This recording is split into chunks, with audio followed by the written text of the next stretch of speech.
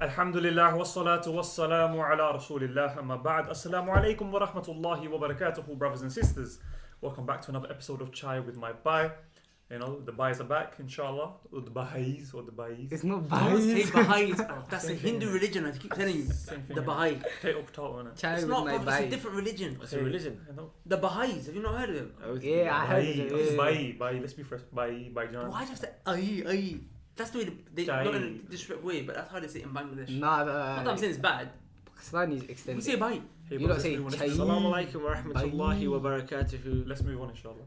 So, obviously, you know, we had a little break before the last episode. What happened? Yeah, I'm Listen listening. to You listen all the time. So we had a break. Should we start again? No. So we had a break since the last episode we did, well, before the last episode, and inshallah now we're going to come back with our regular weekly updates and episodes, inshallah ta'ala. Now, just a quick updates to just let you guys know, normally, you know, we control the cameras. We've got two cameras. We control them with this. For some reason, one of the cameras isn't responding to it, so I'll be getting up and pressing the button every now and again. So today's topic, inshallah, is going to be on the issue of extremism in the religion of Islam. And the reason why we chose this topic is because, number one, it's a very relevant topic, especially today, you know, given the times that we're going through, society and everything, whatnot. People, you know, they're labeling Muslims as extremism, and then even within Muslims, As extremists. Huh? As extremists. yeah, as extremists. But what did I say? Extremism. Extremism. You said they're labeling Muslims It's extremism. okay. Okay, It's okay. okay to be corrected if we don't really get English. It's okay. Wow. Okay, I made a mistake. Okay, now, so people are saying that Muslims are extremists, and they're also saying within the Muslims, the Salafis or, you know, the Wahhabis are the ones who are the root cause of extremism. So we thought, you know, let's make an episode on this topic. Also, we did an event just this gone weekend on the issue of extremism. Those of you who attended, inshallah, you guys benefited. Those of you who didn't attend, inshallah, by the time you guys are watching this, the link should all be in the description, so you can watch all the talks from that day. So without further ado, let's get straight into it, inshallah. Who wants to go ahead and give me the definition? Because remember, we always start off with understanding the reality of the thing we're going to talk about before we go into it. As that's always, you know, the foundation that needs to be placed. No. So he wants to go in with the definition of extremism in the religion. If you can mention the types, let me just set the pace, yeah? So the word, alhamdulillah wa salatu wa salamu ala rasulillah amma ba'd, the word in the Arabic language is al-ghulu, right? Al-ghulu. And this is the same term that Allah subhanahu wa ta'ala used in the Quran for extremism, and the Prophet alayhi salatu wasalam also used it in his prophetic tradition for extremism. And what it means is to basically not be within the limits that Allah subhanahu wa ta'ala has sent. Okay. So there are particular limits that have been set for you, okay? Okay. With regards to how much worship you should do. There are particular limits that have been set for you in the way you should carry out certain tasks and acts of worship and commands, right? Now, you will fall into ghulu, you will fall into extremism if you exceed or if you go outside of that limit, okay? But this is commonly misunderstood by a lot of Muslims. Okay. So I'm going to let Stride add on to that now, inshallah ta'ala, and show the brothers and sisters exactly what are the various ways in which a person could actually go outside the limit that Allah has set. Alhamdulillah wa salatu wa salamu ala rasulillah amma ba'd. So like you mentioned, you know, there's that limit that we have, and you know, we've been shown how to do several tasks in the religion, okay? No. So now a person who goes outside of those limits can go outside of those limits in two ways. Okay? The first way... This is important because people generally only think yeah, because it's they one only way. think it's one way, yeah. And inshallah, you be shown which way a lot of people tend to start thinking it is only. But we know that it's al-ifrat wa tafrit. Now what does this mean? Ifrat means that you go and exaggerate. Yeah. Okay, you come with exaggeration, which is what most people believe extremism to be. It's like you go over the Over top. the board, yeah. That Allah subhanahu wa ta'ala told you to pray and worship Him, but then it's like you... Start worshipping like 20 salawat to make it obligatory. Exactly. So Allah told you Yeah. 5 obligatory prayers, they're 20 obligatory prayers. But is that OTT, over the top? Yeah, Yeah, you're it's going like OTT. you was told to Like fast, and you're OTT. fasting every single day of the... And these are the kind of ones that like ISIS and Al-Qaeda get put into. Like we were mm. told to, you know, defend the Muslims, and we were told to, you know, stand up for the honor of the Muslims. but they were appropriate limits that were set. For example, don't spill the blood of an innocent person. Do you see? So in their want to defend the ummah and revive the ummah, they've gone beyond the appropriate limit. This is called ifrat. So now, not ifrit, the big jinn. Ifrat. So now, that's not the only way a person can go beyond the said limits. Of course, you can exaggerate and go beyond that, but also, because it's important, the reason that we're defining this first and foremost, because we don't want to start off by saying something and you're not on the same page as us. Exactly. Do you get what I'm saying? Because one person will come to you and they'll tell you, this is what I believe extremism to be. Jamil. But then when we're talking about extremism, we're not referring to what you're talking about. We're referring to ifrat with tafrit. Yeah, both ends of the spectrum. Ifrat, as we mentioned, is exaggeration. Now, what is tafrit? Tafrit means to come with negligence.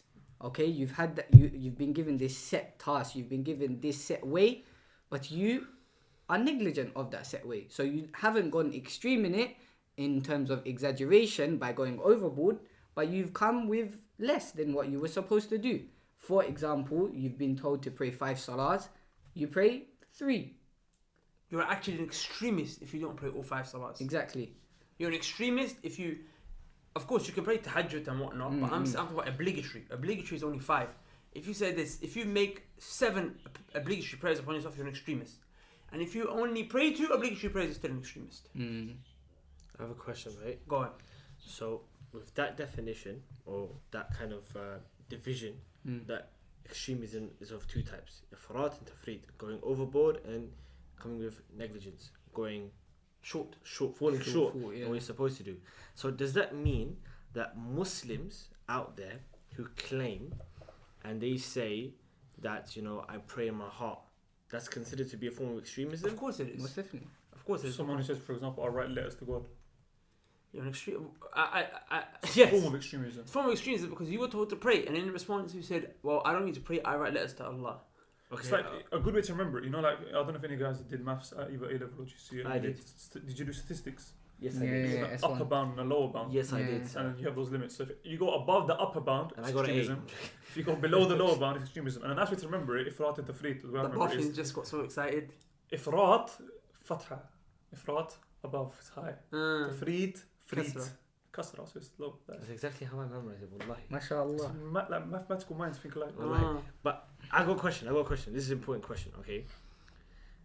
I know there's a lot of people out there that genuinely, they pray in their hearts, okay? And they consider that not to be any form of extremism. What do you mean by pray in their hearts though? As in pray salah in the house or just generally make dua? I'll be honest, wallahu a'lam. I don't know what they mean by that, but they claim that. What they mean is like, look, religion is not all about the exterior. Like they don't have to come with action. They don't have to actually come with action. They don't actually have to come with one at a time. Yeah, I'm just as much of a good Muslim as you. Kind of talking. Sorry. So he asked. He said, "I don't Ask know." the question, isn't it? No, he asked. Yeah. But I want to actually make my question. Here's my question. Let's just say they say that and they claim that, but they consider themselves to be moderate Muslims, right? So here's the question: where are you getting this from? Like, how are you now telling us that these people who are Muslims, who pray in their heart, they don't necessarily believe that they have to show the signs of Islam on their outer, it's all about the inner, and how you coming out and telling them that basically you're an extremist? So where are you getting that from? So basically you're asking me, what evidence do I have to say that ghulu, extremism, is both ifrat, exaggeration? Yeah, because everyone, even me, for me, I see extremism just to be one side. So now you're telling us it's 2. Okay, where's that coming from? Jade, mashallah. You need explanation, I think. So Allah subhanahu wa ta'ala brings many verses in the Quran. We can go into it days and days. I'll bring you some, inshallah ta'ala, and I'm sure the brothers will bring some as well. I think as a principle, right, it's just something that people should know, that what should suffice us is one ayah, one hadith. It shouldn't be the case that a person needs so many ayah just to convince them. Okay, when we hear, we obey. So brothers and sisters, inshallah, will give us one ayah and we'll be convinced. But that said, if someone does come to you with a certain mas'ala and comes with just one ayah and says, look, this is it. If you look at the other evidences as well before you come to a decision, but that's different. I think one ayah is enough. As Shaykh Al-Albani rahimahullah said, if one ayah is not enough, then 100 ayah. Let's say if a Khariji comes and says, kill them all, or I don't know, like something along those lines. But then that, he has to bring that ayah with the statement of the Salaf There's and conditions. Rishd. There's conditions. Well, we're going to do that. We're going to bring you Salaf. تفضل إن شاء الله. Okay, so Allah subhanahu wa ta'ala said in the Quran, Ya Ahl al-Kitab, La taghlu fi dinikum. Okay. Okay, so now I'm not going to go into the explanation of this, but I'm going to bring you someone greater. Do you want to translate the ayah first? Oh, it means... Oh, sorry, I got a bit carried away. But everyone knows Arabic. I'm joking. Anyways, the ayah means, oh, people of the scripture, do not go, extreme in your religion. Do not go to extremes people in of your scripture? religion. Who are The Jews and the Christians. Okay. Okay? So now, Imam al-Shankiti, rahimahullah, if you don't know, Get to know. You You should get a t-shirt with that printed. He brings the tafsir of this ayah. Where does he bring it? Where does he bring it? Adwa al-Bayan, his Okay. tafsir. And he says that Picture of a Allah baby. subhanahu wa ta'ala here is referring to both the Christians and the Jews. Now the Christians, how did they go extreme in their religion? They went extreme in their religion by... They went overboard. Overboard, They exactly. took Jesus was a messenger. And what did they do, Saad? Jesus, what did they do? They made Ifrat. Isa alayhi salam. Did Ifrat, they took him overboard and they gave him the status Uluhiyya. of Ilah. Okay. They started to worship Isa alayhi Now, salam. why is that going overboard and not coming bit short? Because the Prophet Isa alayhi salam was only a messenger. And we know that worship is something which is only for Allah subhanahu wa ta'ala.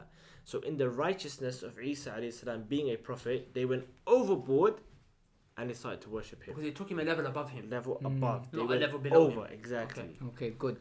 So that's when Allah subhanahu wa ta'ala is referring to the Christians. Now what did the Jews do? They went تفريط.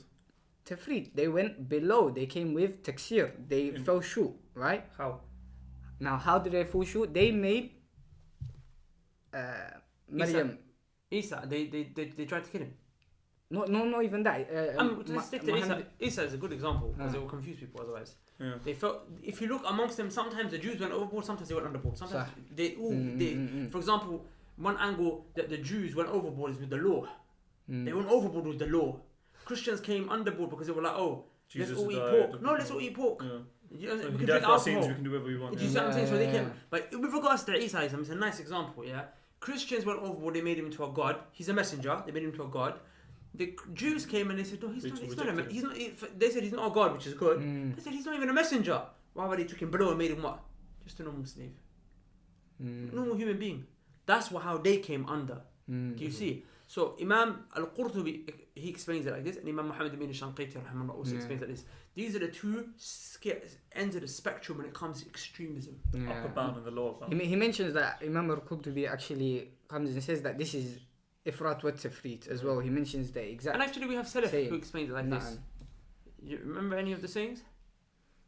Imam al-Awza'i rahimahullah mentioned that there is not a single act of worship that Allah commanded you to do except that shaitan will do one of two things to you. He will either make you go overboard, ifrat, upper bound, yeah, or he'll make you go below the appropriate limits, which is tafrit, which is the lower bound, right?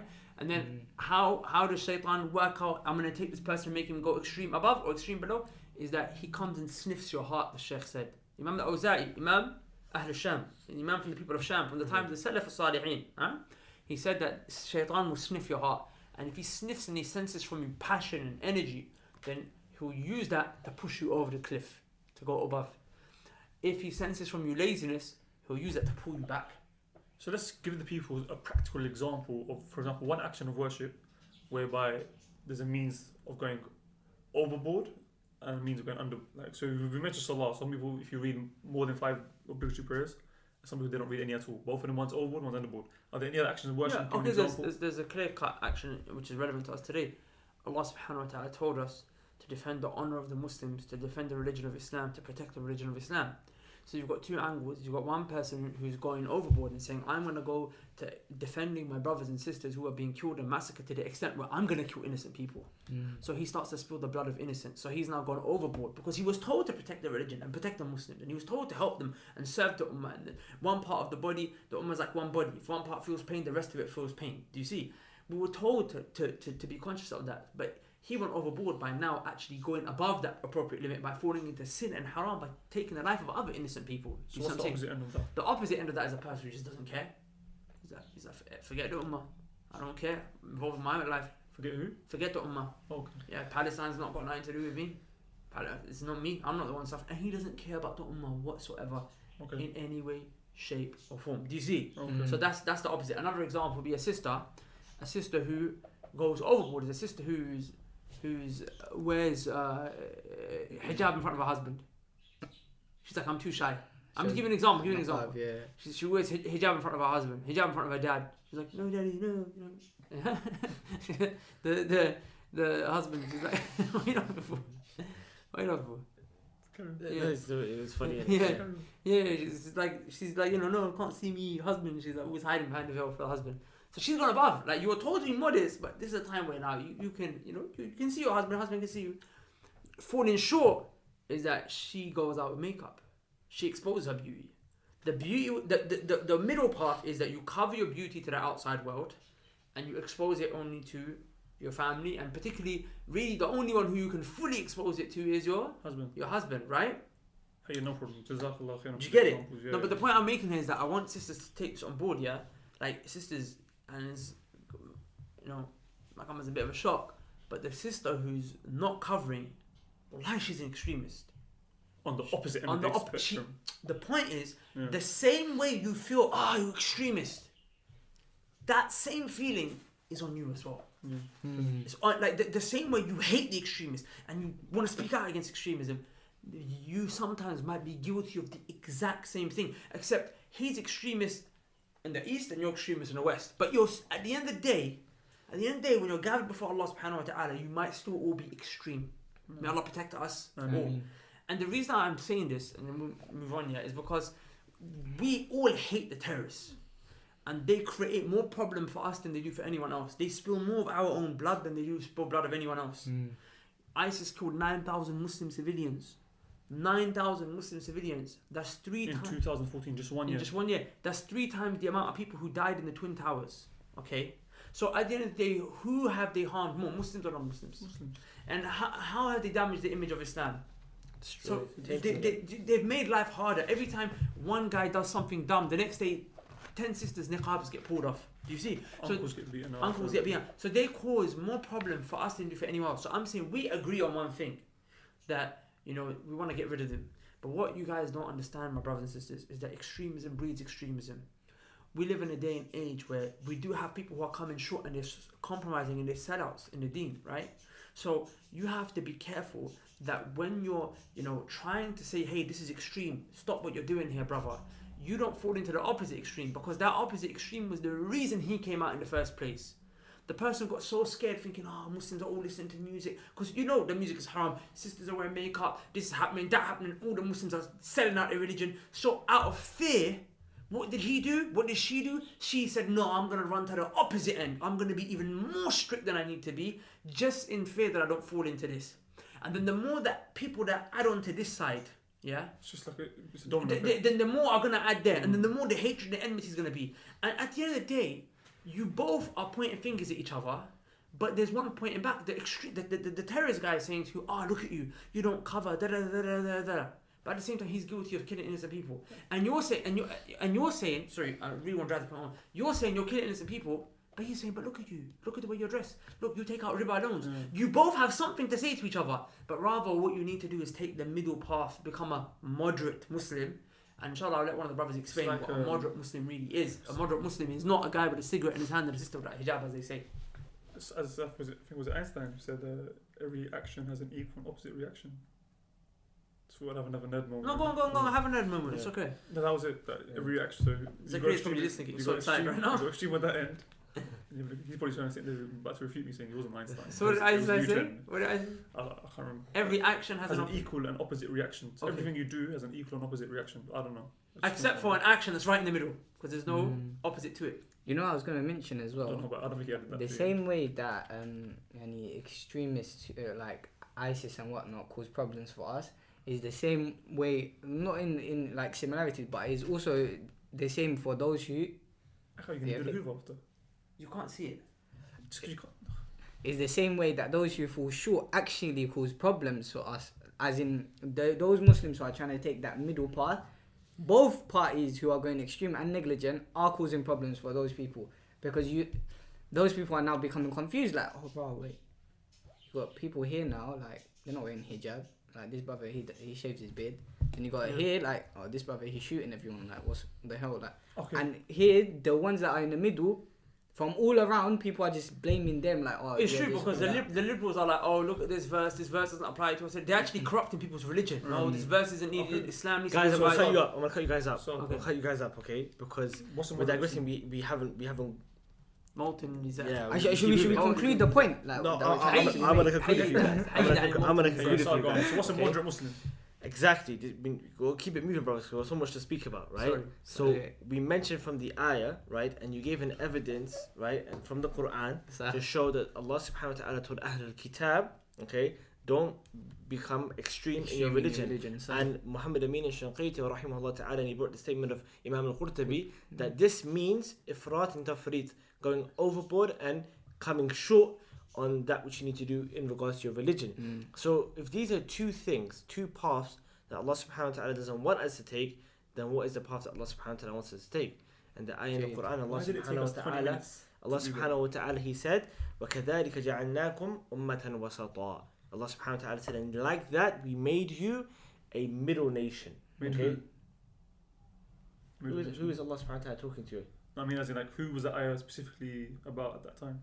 He's about to answer that. Okay, that's what I'm asking. You cut him out. Sorry. I apologize. Guilty what you accuse yourself. I apologize. Ifrat. Yeah, faddal.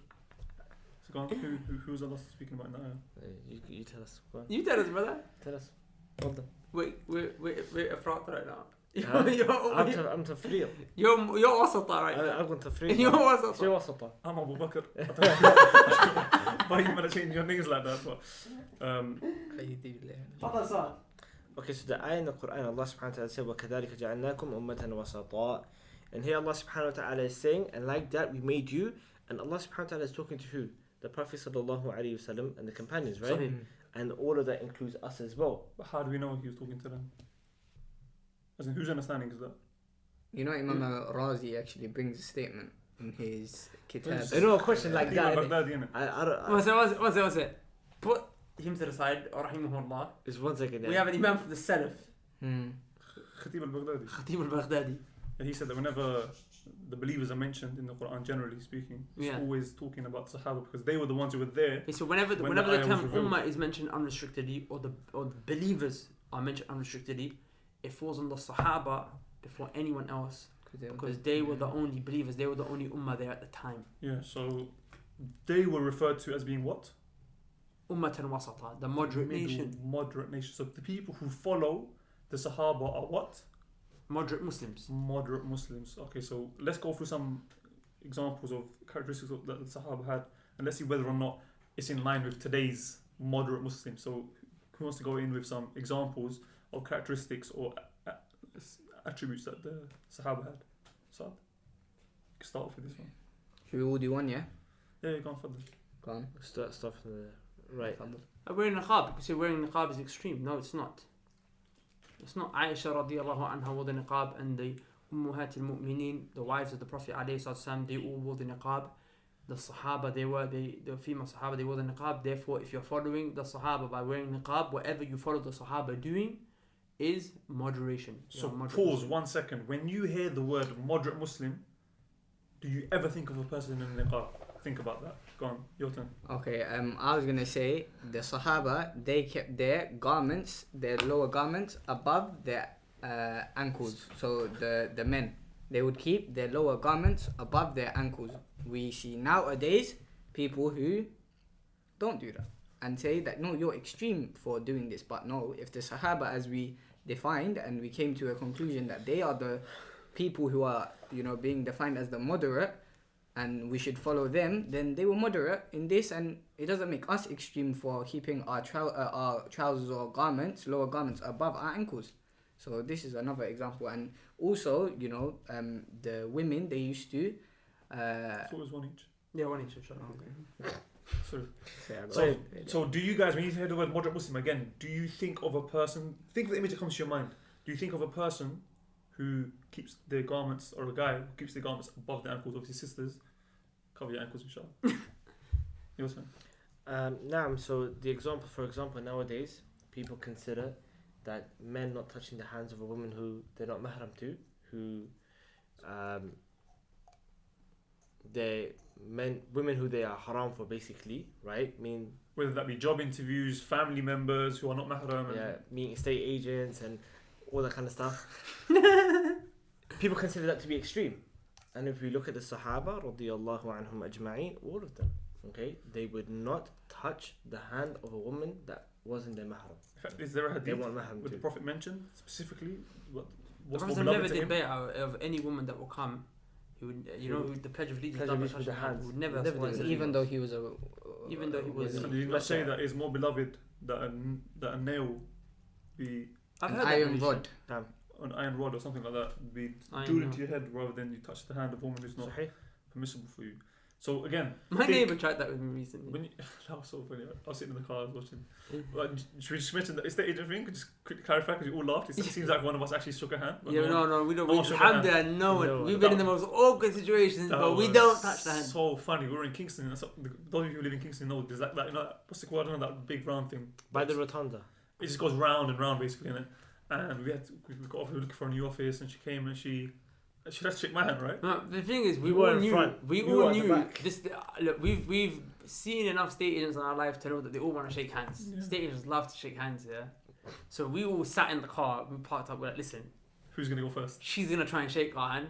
Like, who's gonna be the first in it to go there? I'll be honest. I'll do it. I'll tell you to your face. Look, I don't shake hands. You know what I'm saying? But I just don't. It's long for me to do it every time, innit? So alhamdulillah, Abu Bakr agreed, innit? It was funny. So basically, as we were walking up to her, she goes, "Oh, are you Abu Bakr?" I was like, "Yeah." She goes, "Oh, shit!" I can't remember what her name was. And as soon as I saw her hand start to come up, I thought, "Yo, like, do something." The way he did it was so I was thinking, what should I funny. do? Like, what do I do? I didn't punch her. I thought, Stop. I figured I'd just be like, You know, in that moment, the hand seems so slow and it's yeah, coming it's out. coming innit? towards me, innit? And she was like, "Oh, like you know, like I was like, yeah, we had traffic." Like, I turned away from her. The Yeah, way we had to he go turned all the way The way around. he did it was so funny. And- His hands were proper like, Yeah, so we had to go around there, and then the car park, and then that road there, and we came around, and I came back, and her hands still there, After all that, the hand was still. and I was just like, "Oh, like sorry, just like religious reasons, can't really shake your hand." And she was like, "Oh, okay, no, like, I'm sorry." she got offended there. I don't know if she got offended, but They I all think get proper flustered, like, oh. they don't know what to do in it. For them, it's Yeah. like, bro, I touched like everyone's hand. Like, it's a bit weird. Like, why can't you touch my hand? But anyway, Okay, good. coming back to the point, when you think of a moderate Muslim, do you think of someone who stays away from even touching non-mahram women, whether that be in the classroom, whether that be out in public, whatever the context, is that what you think of?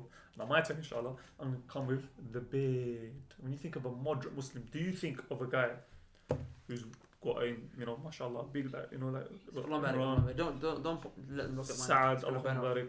Even strides, Allahumma barik, is coming. It's natural.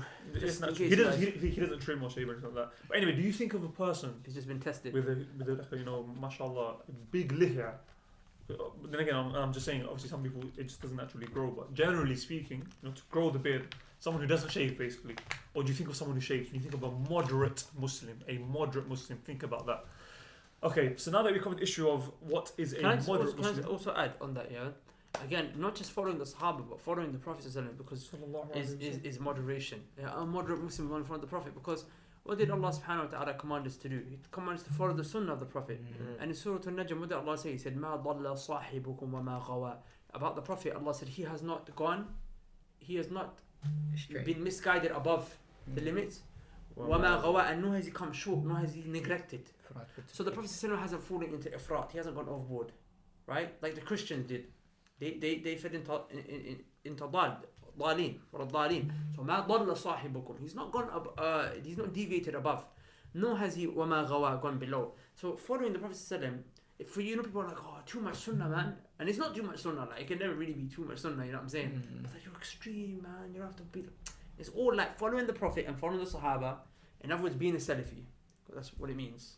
Salafiyya means what? to follow the first three noble Follows the religions. Prophet according to the understanding of the Sahaba and the students of the Sahaba. Because there's no other way you can truly know what the Prophet was on unless you follow the Sahaba. Because every hadith about the Prophet in Bukhari that you go is narrated by who? A Sahabi, right? And if it's not narrated by a Sahabi, it's mursal. Yeah. You see what I'm saying? So it's weak and it's not taken. So it makes sense to just say, hold up, I'm just going to understand the Sunnah according to what the Sahaba said. And that's exactly what Salafi means. Salaf means Sahaba. Hey, no problem. Let's move My on. card's full for some reason. Okay, let's carry on. Okay, let's carry on with one camera, inshallah. Also, say your Arabic class, you got banned, yeah? No problem. Khalas. Yeah, I messaged them. Okay, no problem. Yeah, rescheduled. So, Can I? the next point, okay, Saad, you're raring to go. Mashallah, I like today you're on job with moving on from points. Yeah, Yeah. because it's. Don't just I drag feel on like points in it, respect. wallahi. Do you know why we do that? It's because he's always quiet and it's like stuff for we have to fill in for him. What I wanted to mention, just in case anybody might be thinking that ayah which Strides mentioned, right, it was addressed to Ahlul Kitab. Allah subhanahu wa ta'ala said, Ya Ahlul Kitab. So some people might think that this addressing about extremism being up and down, right, is only addressed to the disbelievers, right, to the Jews and the Christians. But we have a narration of the Prophet sallallahu alaihi wasallam, right, in which Ibn Abbas radiyallahu ta'ala anhu, he narrated that one day, on the day of Aqaba, the Prophet sallallahu alaihi wasallam was on his riding beast. No, Okay, and the Prophet sallallahu alaihi wasallam went to Ibn Abbas and said, "Go and bring me pebbles." no. Okay, Ibn Abbas, he went and he picked up some small pebbles and he came. I think they were the size of a the date seed. Yeah. Okay, the size of a date seed. Was it bigger than Chickpea. the dates? No, it was a date The seed. size of a date seed. Okay, okay.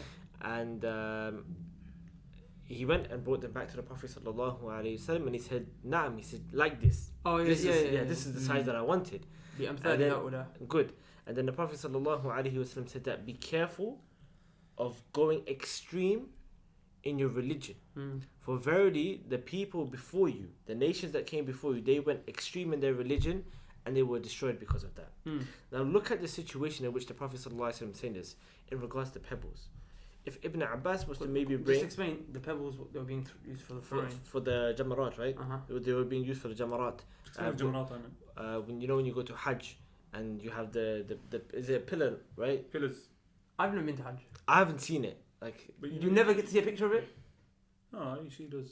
I've never seen. I've always wanted to. I've always People wanted shoes to. at When it. I- when Basically, it was the place at which they say it was narrated, Mhm. Ruya, that Iblis appeared And then Ibrahim alayhi salam. and Ibrahim alayhi salam. And And then basically, when you go Hajj, you have to do it. Okay, do wallah small, a'lam. medium, big. But inshallah we'll get to see But we when- follow when the we sunnah do of the Hajj. Prophet. That's what we do. You can But watch the Brother Yasin Munya's explanation. Naam. The point being, right, on that occasion, the pebbles which Ibn Abbas brought were the exact size that the Prophet ﷺ wanted. If he was to bring something that was too big and something which is too small, which you see actually today in Hajj when they go to the Jamrah, some people they get big rocks and they're just throwing it. Some of them get the slippers, they start throwing it. So this is all extremism. And during this situation, then the Prophet ﷺ reminded Ibn Abbas that don't go extreme in your religion. Okay? Don't get small things, don't get big things. Get the moderate amount. Why? Because the people before you, they were destroyed for the same reason. Because they went extreme in their religion. Even that guy who threw his shoe at George Bush. Oh, when he in the thing, was a lady, it was a man. No, It was a man. in the Yeah, conference, in the conference. Yeah, I was gonna say, Would it be extreme to throw a shoe at do George Bush? you see the man who was I'm using a not He didn't slingshot? say extremism. man. I think he okay. believes it's what's. There was a man that was using a slingshot. Did you see that one in Hajj? He got a slingshot and he was. Allahu Well, I Akbar. would Isn't not be it? surprised someone just came out there with RPG or something one day and said, "Bro, like, no, I'm gonna do it. This is it now. The guys, don't worry. Leave it to me, like everyone for the future. I'll do it. I'll take him out. Don't worry. Like, I wouldn't be surprised. That's what people. Some people do. actually think Shaitan is there.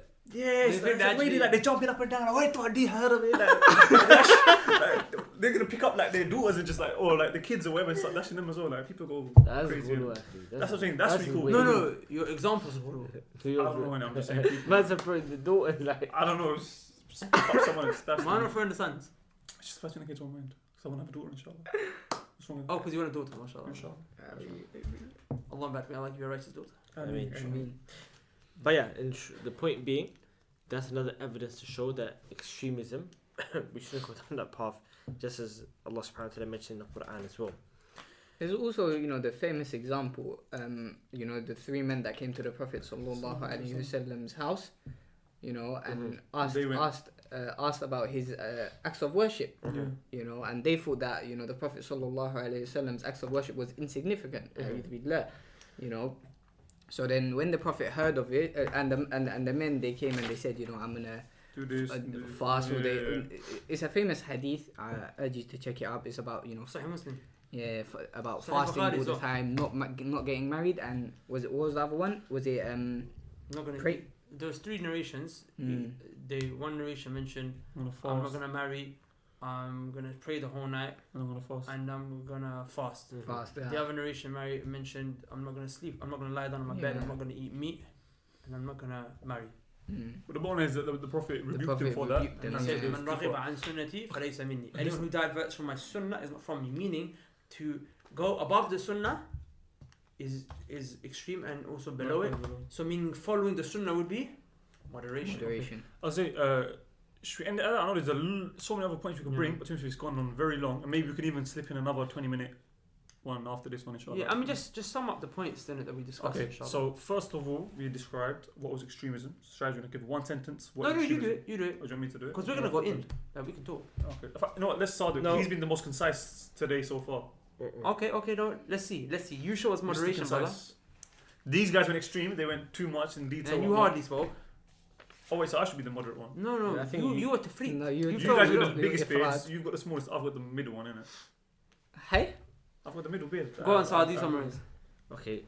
Show us moderation. In summary, brothers and sisters, the issue pertaining to al-ghulu, extremism. We mentioned to you the ayah in the Quran where Allah subhanahu wa ta'ala told Ahl al-Kitab, La taghulu fi dinikum. Don't become extreme in your religion. And we gave you the explanation of Muhammad Amin al-Shanqiti and Imam al-Qurtubi, who explained that the extremism here doesn't refer to just going overboard.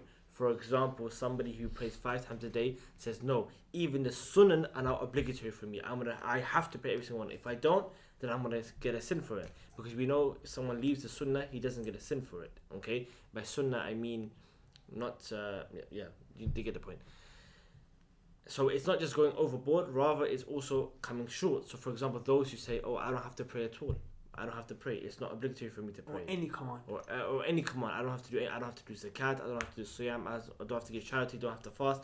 None of that is for Don't me. have to cover. And I'm still a Muslim. Okay.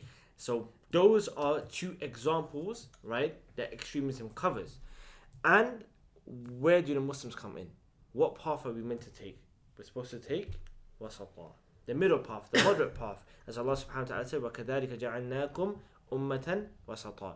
And like that, we made you the middle nation. And we mentioned that whenever the ayat are referring to the ummah, who is it referring to first? As Khatib al-Baghdadi mentioned, it refers to firstly the companions, because they were there at the time of the Messenger ﷺ when the verses were coming down, and then after that it refers to everybody else, the rest of the ummah. Okay, so Allah subhanahu wa ta'ala is telling us to take the middle path. Sahih. Now the question is, what causes extremism, and how can you cure it? I think that's for another day. That's another day. Yeah. That's another day. It might be today, but another I episode. I did mention it in my lecture because they can go and watch my lecture. Yeah, in fact, let's just point into your lecture. Also, I just wanted to say, brothers and sisters, very quickly, on the Muslim Survival Guide, Ustad Abdul Rahman is going to be starting a series on the life of Muhammad ibn Abdul Wahhab, because a lot of people are saying that extremism comes from Salafis, Wahhabis. Of course, we don't call ourselves Wahhabis, but that's what they call anyone who reads and benefits from the scholarly works of Sheikh Muhammad ibn Abdul Wahhab. So he's going to be going through a detailed case study of his life and analysis to show that him and his da'wah, and of course his da'wah was also the da'wah of Shaykh al-Islam ibn Taymiyyah and the da'wah of the Salaf al-Salihin, the da'wah of the Sahaba.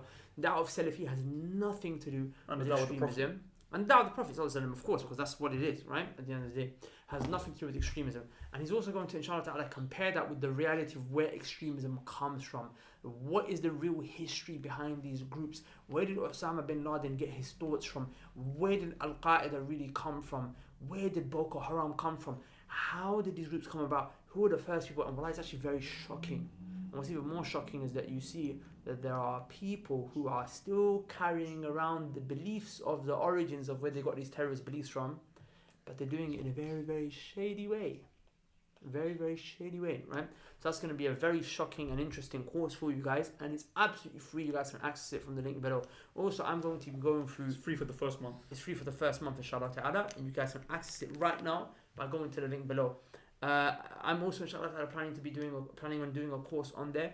It's going to be called The Extremist Next Door, in which we're going to go through this very topic in a lot more detail. We're going to go through the causes of extremism, the root cause of extremism, the cures, the different versions that it comes out, because it's a very detailed topic. As you can see, we've not even gone past the first page. You know what I'm saying? And that will all be accessible for free from the link below, inshallah ta'ala. but we're gonna start with. There's only 2 pages. Huh? There's only 2 pages. No, but this is because No, all no, he printed was. I only printed the first page. Yeah. This is only the first page of the whole program. It's about 20, 30. And even this, he's missed out so many other deletes, so many other evidences, so many other akhwal. So the point is, brothers and sisters, inshallah ta'ala, go to the link below. You can sign up for free right now. And yeah. And on that bombshell, see what I did there? Bombshell. A'udhu billah. No. Tell them what you mean. That sounds like That was big. That sounds Give What? me I thoughts, know. is any good? On that bombshell, good enough. No, you know what's happening is you keep getting these brothers who keep watching our stuff and like complaining about us. It's a bit sneaky that they hate us so much that they're still watching our video all the way to the end. Who's complaining? Yeah, they're Wallahi, I gonna find they're that gonna use aib, this. wallahi. They're probably getting ready tweeting right now. Yes, I'm talking about you. I'm talking about you. Yeah. They Last probably time- just on sit that there, watch your note- videos. on that note, we'll call it a day, lads. Just sit there. Alright, lads, we'll call it a day there, I think. Thank you very much. Assalamu alaikum. Assalamu alaikum. Assalamu alaikum wa rahmatullahi wa barakatuhu.